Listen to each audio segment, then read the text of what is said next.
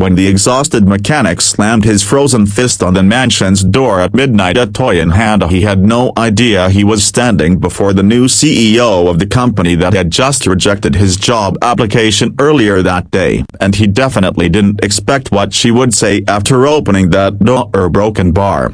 Story. The storm had swallowed the town whole. White fog hugged the streets, and the wind slapped against every window with a force that made even the bravest families stay indoors. But inside a dimly lit garage on the edge of town, Ethan Cole, a 32-year-old mechanic with worn boots and cracked hands, was still working. He shouldn't have been. His shift ended hours ago, but a little girl's voice from earlier that morning echoed inside his mind. Mom says Santa sometimes needs help. Here's a broken bar, can you fix it before Christmas Eve? She had handed him a small, broken mechanical unicorn toy, glitter half peeled, one wing missing, gears clicking painfully. Ethan didn't know her name, but her hopeful smile reminded him of his late little sister, Lily. He had promised the girl he'd try. Promises meant something to Ethan. He tightened the last screw and tested the toy. The unicorn blinked its lead eyes, flapped its repaired wing, and played a soft tune. Ethan smiled. A promise kept. But the joy lasted only a moment. His phone buzzed. Thank you for your application. Unfortunately,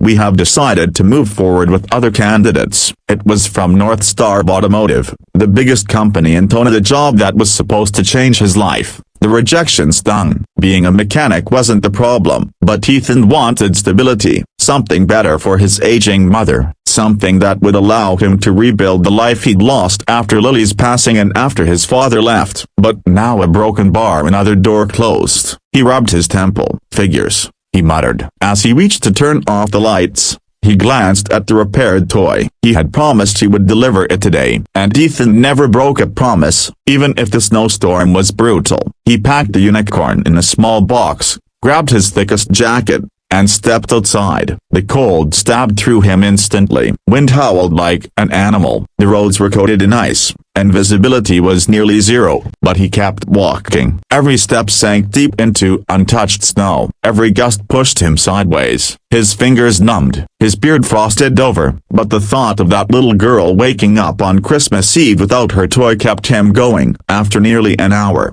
he reached the address scribbled on the ticket. His eyes widened. It wasn't a house. It was a mansion, one of the biggest in town. Great, he breathed out. I'm freezing to death for rich people. Still, a promise was a promise. Ethan stopped the large door and knocked. No answer. He knocked again, harder, his frozen knuckles throbbing. This time, the door swung open. Standing there was a woman in her late 30s, elegant but tired, her hair loosely tied back. Her eyes widened when she saw Ethan, frost-covered, shivering, holding a tiny box as if it were a treasure. What on earth? A broken bar, she whispered. You walked here, in this storm? Yeah, Ethan said awkwardly. Your daughter's toy. A broken bar fixed it. The woman stared at him longer than he expected. Then she spoke softly. Come inside before you freeze. He stepped into a warm foyer that felt like heaven. She took his jacket, set it near the fireplace, and handed him a cup of hot tea. Only after he thought a bit did she introduce herself. I'm Claire Lawson, she said. My daughter,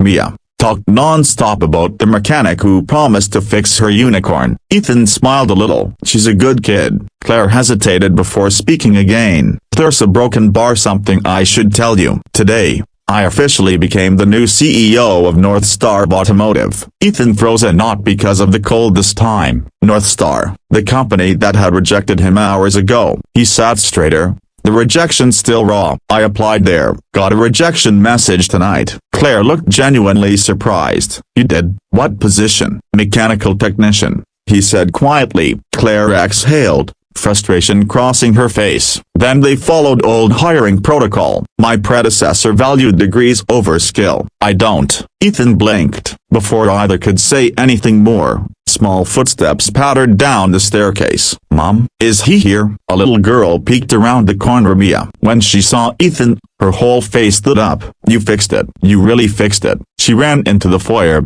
hugging the toy like it was magic. The sight softened the entire room. Claire watched the interaction, her expression shifting to something thoughtful, something emotional. Ethan, she finally said, A man who keeps promises in a storm like these. A broken bar is exactly the kind of person I want on my team. Ethan looked up, eyes widening. Come by my office after Christmas, she continued. If you're still interested, a broken bar, the job is yours. The words hit him harder than the snow ever could. He swallowed hard. Why? You don't even know me. Claire smiled warmly, not the polished CEO smile, but something real. But I know the kind of man who walks through a blizzard to deliver a child's toy, and that tells me everything I need to know. Ethan lowered his gaze, overwhelmed. For the first time in years, hope felt closely a warm-up possible. Mia tugged on his sleeve. You brought Christmas early. He chuckled softly. Guess I did. But Claire shook her head. No, she said gently. You brought something much rarer. Ethan looked at her. You brought proof that there are still good people in this world. And for the first time in a long time, Ethan allowed himself to believe it. As he left the mansion later that night, a coat warm,